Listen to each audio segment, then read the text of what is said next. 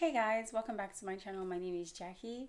If this is your first time clicking on a video on this channel, thank you so much for clicking, and please do not forget to subscribe before you leave. And if it's not your first time, thank you for coming back. I'm going to be doing a review of the movie Collision Course. Collision Course is a Nigerian film, so straight out of Nollywood, and that's what this video is going to be about. So without further ado, let's just jump right into it. According to Wikipedia, the film simultaneously tells the story of a police officer struggling to make ends meet and an upcoming artist. The police officer sets up a roadblock to collect bribes. At the roadblock, he meets the artist and mistakenly shoots him dead. The events that follow would eventually lead to the arrest of the police officer. First of all, the characters. That was something that this film was not short of. Good actors playing these characters. First up is Daniel Etim Effiong, one of my Nollywood crushes.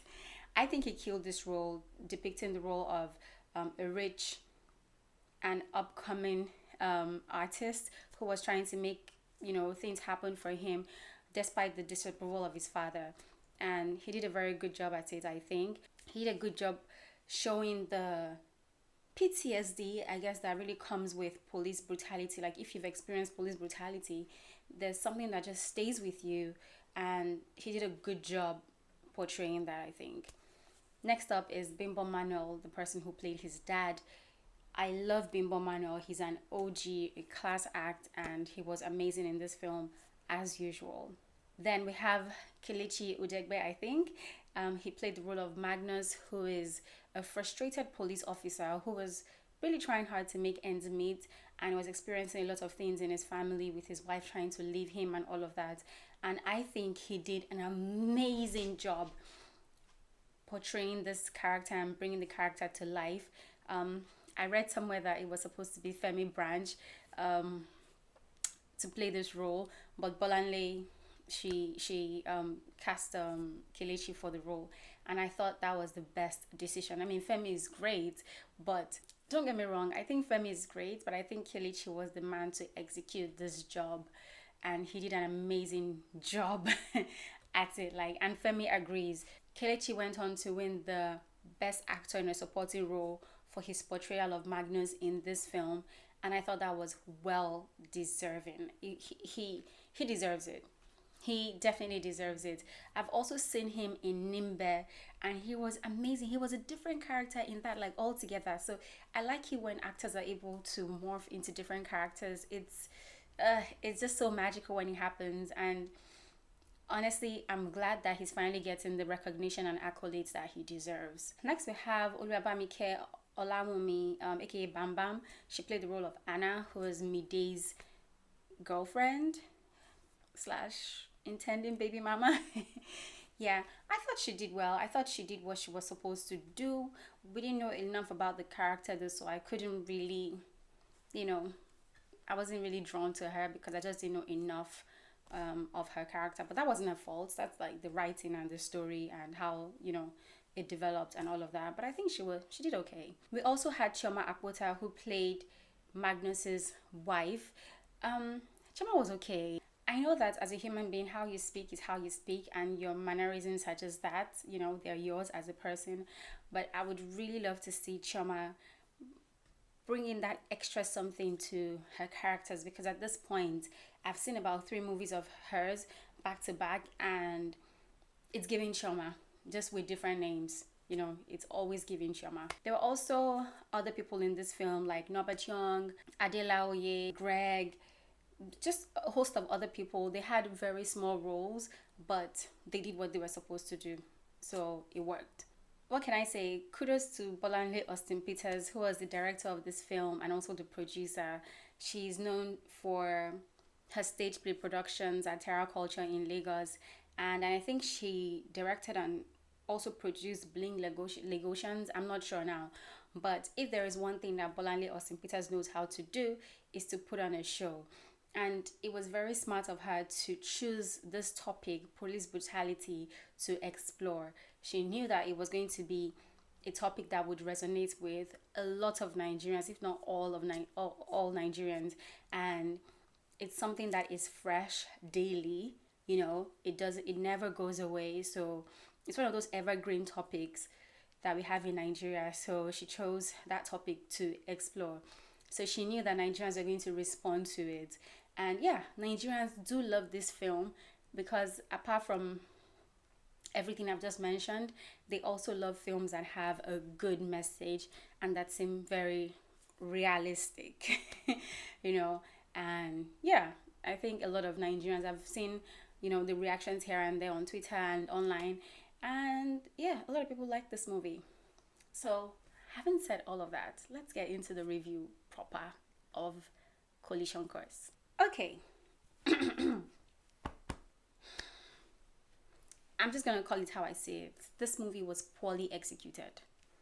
It would have been better off as a short film or as a documentary.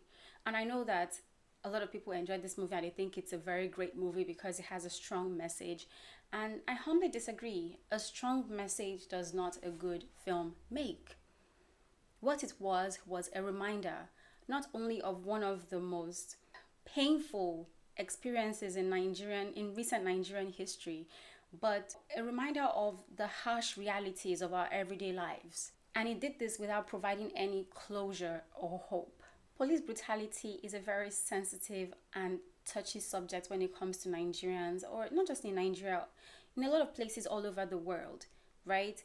And the event, especially from the EndSARS movement in 2020, is still very fresh in our minds. So if you're going to tell a story very similar to that, or like an adaptation of the events from that day, or the everyday lives of Nigerians, the least you could have done was to explore it further. We know what is happening. We know, we all experience it. So give us something different. Explore the premise even further. Show us something that moves the narrative forward beyond what we have experienced. Something that inspires hope. This film was 1 hour 12 minutes long, including credits. And that's really short in my opinion. It did feel like the movie ended a bit too soon. Excuse me, but I get what they were trying to go for. But this is such a sensitive subject. So, use the remaining 30 to 40 minutes to explore the story further. Show us how justice was served or wasn't served in the case of many, right? Frankly speaking, I don't even know how that would have played out because Mide's dad is a very rich man. So he doesn't necessarily represents the everyday Nigerian. So he could have known the IG, he could have thrown Magnus out of the force, without even having to see, to step foot into the court. And I feel like that was a missed opportunity to make Mide and his family everyday people. Maybe not rich people, maybe not very poor people, but like somewhere in the middle, something that kind of represents the everyday Nigerian. And you see how they're able to navigate these issues when they don't have a lot of money they don't even have money to hire lawyers, that would fight for them, and they have to rely on, pro bono services from lawyers. These are things that I wish we had seen in this film. I'm not really sure why it was necessary to make Mide's character and his family rich people. If that was an attempt to show that rich people also suffer police brutality, then I don't know. It was kind of like a failed one.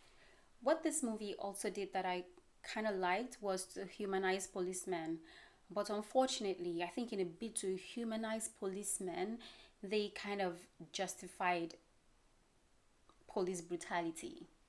At least in my opinion, that was how it kind of came off, because you were able to feel some sort of empathy for Magnus because of what he was going through, and then you said, oh, he just snapped. And this movie won the AMVCA Best Movie West Africa this year, and I could not disagree more. Like, what was that? There were other movies in that category that were far better than Collision Course. Was it a good film? It was okay. The film as a whole, for it to win Best Film, I completely disagree with that.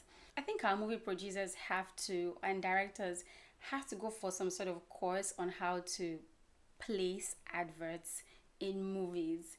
We need it. We need it so much. We need it so badly. Also, while they're at, that, Can they also tell all the people that keep borrowing Fauzi's accent to quit it? Because now I'm so over actors, like whatever, it doesn't matter what character they're depicting or they're playing, they have to bring in that Fauzi's voice into their characters. And for me, it's just so unnecessary and a cop out to trying to be funny. Also, the amount of exposition that went on in this movie, oh my goodness. Didn't you guys wish you utilized the time now? Do you not wish you made this film longer so that you could actually, put out some good writing and some good story development? It was too much, and it was just lazy. I just kept rolling my eyes like a lot of the time. It was just too much. Also, in a bid to make Magnus and Ekaite seem poor and how they were struggling, when the film started, there was a leakage from the roof, and she took the bucket of water, and I was like, oh my god, it must be raining cats and dogs outside. Guys, when she went outside to pour the water, it was dry. There was no sign that there was no puddle of water anywhere except that, suggested that it had rained or it was rainy season. And this is also coming from someone who has lived in a house that had a leaking roof. So I don't know what they were trying to tell us. And also, because your house is leaking doesn't mean that you're poor. A lot of people like have their houses leaking, so yeah, I feel like that could have been done in a better way. Also, the camera work in Magnus's house, I don't know what they were trying to do there. I feel that they could have been more creative about it. Maybe that was their intention, to make it that choppy, but it didn't provide a good viewing experience for me, at least. And I think the last thing is when Mide was shot in the back on the road twice, and he was wearing a white shirt. There was no blood whatsoever, but next time we saw him, he had a black cloth over him, so I guess that they kind of tried to hide that. So yeah, that's pretty much my review of this film, guys. Don't get me wrong, I'm not saying that the film is bad though. It's just that I'm objective enough to separate the message of a film from how good the film actually was. And to me, this film was, it was just okay. It was just okay. What it had though was amazing acting. Magnus Kelechi did so well. His scenes with Mide, that's Daniel, were so good. In the car, I could feel it. I could feel the tension. I felt it even when he was talking, Kelechi that is, when he was talking to his wife. I felt it, like the actors, they played well together. But in terms of like the film as a whole, I don't think it gave what it was supposed to give. It could have been way better than that. They just had to have invested like more time in it and just more effort, really. So that's also why I said that they didn't deserve to win the AMVCA award for Best Film West Africa. Not with Omogeto Saga in the mix, not with Breaded Life in the mix. Now, those movies are not without their faults, but come on now. Anyway, guys, that's the end of this video. Let me know what you guys think about this review in the comment section down below. Have you seen the movie? Have you seen Collision Course? If you haven't seen the movie, it's streaming on Netflix. Okay, go watch it. Support Nollywood so that they can get more money from Netflix. If you've seen it, let me know what you guys think in the comment section down below. Did you like it? Did you not like it? Yeah, so that's the end of today's video, guys. Don't forget to subscribe and like this video. Till I see you in my next video.